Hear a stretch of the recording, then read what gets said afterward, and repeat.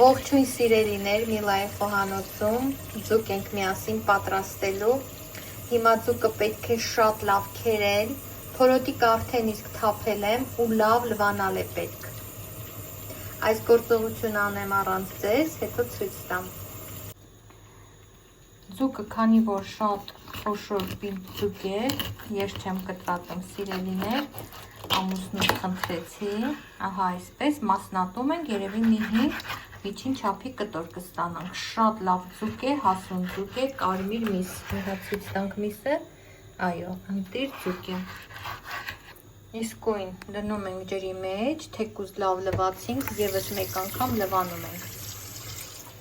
Հաջորդը այս մասից, ահա, քանի որ չեմ տապակելու սիրելիներ, խաշելու եմ, կտորները մեծոտ են քանում։ Այո, ես ճիշտ էի, 4-5 կտոր։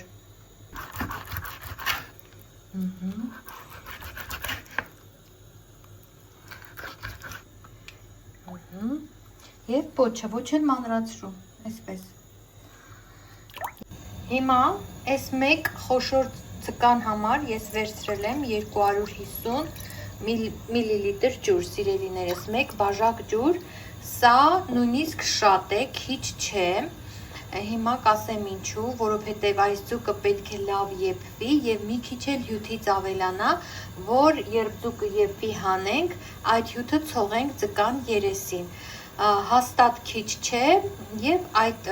ցողելու համար նախատեսված քանակը անպայման կունենանք։ Հիմա ավելացնում եմ 1 ճաշի գթալ աղ։ Ջուրը սկսում է եռալ, սիրելիներ, ինչպես ասացի, ուղիղ 1 ճաշի գթալ աղ եմ ավելացնում։ Եթե ձուկը փոքր լիներ, 1 դեսերտ գթալ աղ կավելացնեի։ Այսպես ձուկը բավականին մեծ է եւ ես ավելացրի 1 ճաշի գթալ աղ, մանր աղ եմ վերցրել, նշանակություն չունի խոշոր է թե մանր։ Խառնում ենք, որ հալվի աղը, ջուրը հիմա կսկսի ավելի ինտենսիվ եռալ։ Եվ հիմա եռացող ջրի մեջ ես տեղափոխում եմ ձկան կտորները, ահա այսպես մի փոքր տարուբերում եմ եւ շրջում, հասկացաք չէ թե ինչու, որովհետեւ ձկան մի մասը պատում եմ աղաջրում, հաջորդ մասն եմ անում, տեսեք ինչպես է բացվում, ահա այսպես, սա է պոչը, հեսա պոչն էլ կանեմ, սիրելիներ, մի քիչ հարմար չի ամանս, հեռու եմ կանգնել, և այսպես նաև գլուխը։ Ծածկում ենք կափարիչով, չէ, չենք ծածկում, մի քիչ սև պղպեղ կանեմ ու մի քիչ կարագ, թեպետ սա խոշոր ձուկ է և բավականին յուղոտ, ուղղակի կարագով շատ ավելի համեղ է ստացվում, պետք է անպայման ավելացնեմ։ Ահա այսպես ձկան կտորների մոտ տեղադրում եմ կարագ, շատ լավ տարբերակ է այսպես և շատ համեղ է ստացվում, անպայման փորձեք դուք էլ սիրելի բարեկամներ, եւս 1 կտոր ավելացնեմ, ահա այսպես։ Ես սովորաբար ձուկը, ձկան վրա նաև սև աղացած պղպեղ եմ ավելացնում, այս անգամ չուզեցի ավելացնել, թե ավելացնեմ։ Չէ, ինչքան պարզ, այնքան լավ, այս անգամ չեմ ավելացնի, այսպես ծածկած կափարիչի տակ, միջին կրակով եփում եմ այնքան, մինչև ձկան աչքը դուրս գա, այդպես էր ասում մայրիկս եւ տատիկս։ Հիմա փակեմ, մոտավորապես 10-12 րոպե է տևում, մոտավորապես 10-12 րոպեից նայենք, թե ինչպես է ձկան աչքը դուրս եկել, միջին կրակով, սիրելիներ։ Եկեք ստուգենք, անցել է 10 րոպե, տեսեք ձկան աչքը դուրս է թռել և ձուկն ամբողջովին պատրաստ է։ Սիրելիներ, երբ ձուկը շատ թարմ է լինում, այն ահա այսպիսի տեսք է ունենում, արտաքինից մաշկը մի քիչ ճմրթված, բայց միսը թերթ։ Հիմա անջատում եմ կրակը, կափարիչը ծածկում եմ, թողնում եմ հանգստանա, եւ մատուցում։ Ճիշտն ասած, մեր տանը ձուկը սառն են սիրում, ես էլ եմ սառը ձուկ սիրում, բայց նախընտրության վրա է, տաքել է շատ համեղ։ Թողնեմ հանգստանա եւ մատուցեմ։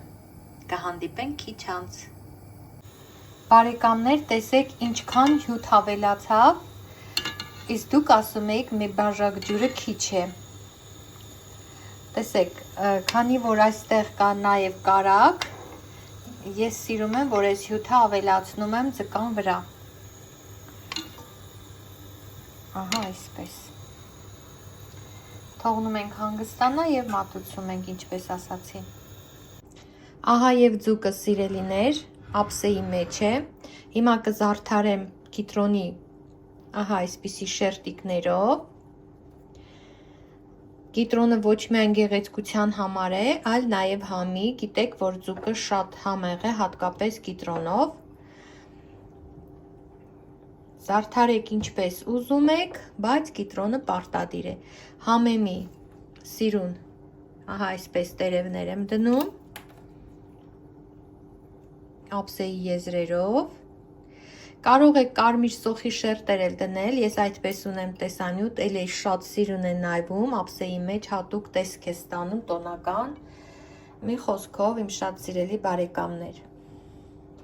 Եվ վրան մի քիչ իր հյութից եմ ցողում, ահա այսպես,